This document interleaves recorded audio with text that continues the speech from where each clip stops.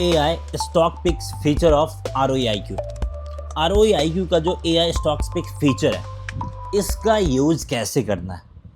तो सबसे पहले आप लोगों की तरफ से बहुत सारे सवाल आते रहते हैं कि सर SBI के बारे में बता दीजिए, ICICI बैंक के बारे में बता दीजिए, ऐसे ही मल्टीपल स्टॉक्स हैं।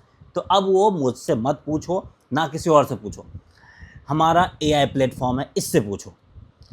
अगर आपको SBI के बारे में जानना है तो आपको टाइप करना है SBI, यहाँ पे एनालाइज पे क्लिक करना है, बस कुछ सेकेंड्स में लेवल्स जनरेट हो जाएगा। अब देखिए नीचे आएंगे तो यहाँ पे आपका लेवल्स टू वॉच है 1050, यानी 1050 के ऊपर निकलता है तो इसमें आप बाई कर सकते हैं। पहला टारगेट आपका 1058 का है, दूसरा 1067 का है।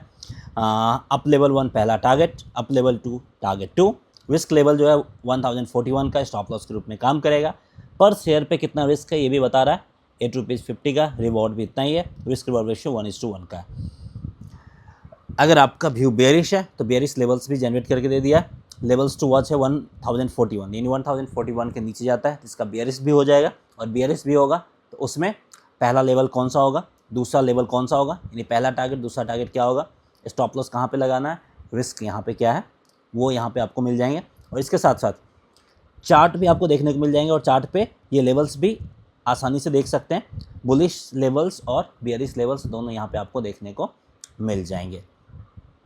इसके अलावा इसका पार्टिकुलर सेंटिमेंट क्या है, यह अभी न्यूट्रल है। जो ट्रेडर्स का कॉन्फिडेंस है वो यहाँ पे लो है, ठीक है। अब एक और फीचर है कंपेयर टू स्टॉक्स। अब इस फीचर्स का कैसे इस्तेमाल कर सकते हैं वो मैं आपको बताता हूँ। और सारा जो भी है सब AI बेस्ड है, यहाँ पे कोई ह्यूमन इंटरवेंशन नहीं है। और जब AI बेस्ड फीचर रहता है तो वहाँ पे इमोशंस काम नहीं करता है और ये इमोशनलेस रिजल्ट देता है, जो कि ज़्यादा बेहतर साबित होता है।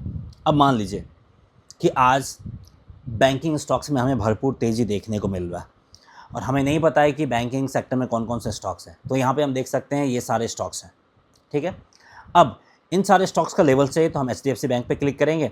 HDFC बैंक का फटाफट यहाँ पे लेवल्स जनरेट करके दे देगा कि 800 के ऊपर निकलता है तो बाई कर सकते हैं और 795 के नीचे जाता है तो आप सेल कर सकते हैं।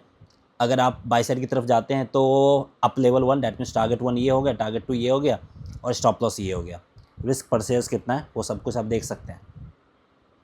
लेकिन इसका और बेहतर इस्तेमाल, अब आपको कन्फ्यूजन है कि हमें HDFC बैंक बाई करना है या फिर ICICI बैंक बाई करना है, कन्फ्यूज हो गए, तो इसके लिए भी हमारे पास सॉल्यूशन है। इस कन्फ्यूजन को भी हम दूर कर देंगे। सबसे पहले आपको नीचे आना है, नीचे आने कंपेयर स्टॉक्स देखने को मिलेगा। तो आपको यहाँ पे क्या टाइप करना है, HDFC बैंक टाइप करना है और यहाँ पे आपको टाइप करना है